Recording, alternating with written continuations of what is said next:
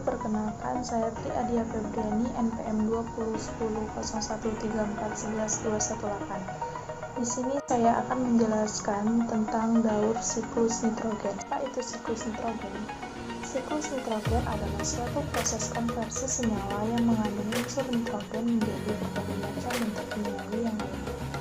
Transformasi ini dapat terjadi secara biologis maupun non-biologis. Siklus nitrogen secara khusus sangat dibutuhkan dalam ekologi karena ketersediaan nitrogen dapat mempengaruhi tingkat proses kunci, termasuk produksi primer dan dekomposisi. Nitrogen terjadi pada beberapa tahap. Proses pertama yakni fiksasi nitrogen, yaitu mengubah nitrogen yang terdapat di udara menjadi amonia atau NH3. Mikroorganisme yang melakukan proses fiksasi nitrogen yaitu diasostrof. Biasanya, bakteri ini mempunyai enzim nitrogenase yang dapat menggabungkan nitrogen dengan hidrogen. Bakteri ini bersimbiosis dengan tanaman kacang-kacangan atau hidup bebas sehingga dapat memperbaiki nitrogen menjadi nitrogen organik. Bakteri-bakteri yang dapat melakukan fiksasi nitrogen yaitu Azobacteriaceae, Cyanobacteria, Clostridium frankia, dan Rhizonia. Tahap selanjutnya yaitu nitrifikasi, yang merupakan konversi amonium berubah menjadi nitrat.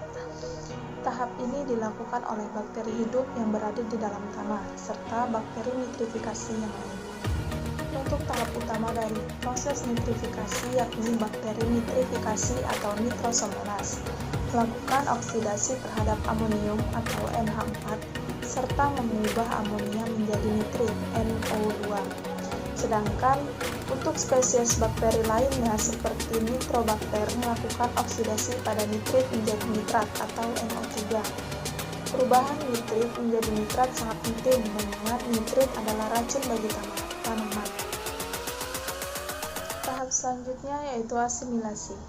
Semua tumbuhan memperoleh nitrogen yang berasal dari tanah melalui proses absorpsi akar dalam bentuk ion amonium atau ion nitrat. Tumbuhan menyerap ion tersebut yang berada di dalam tanah melalui rambut-rambut akar.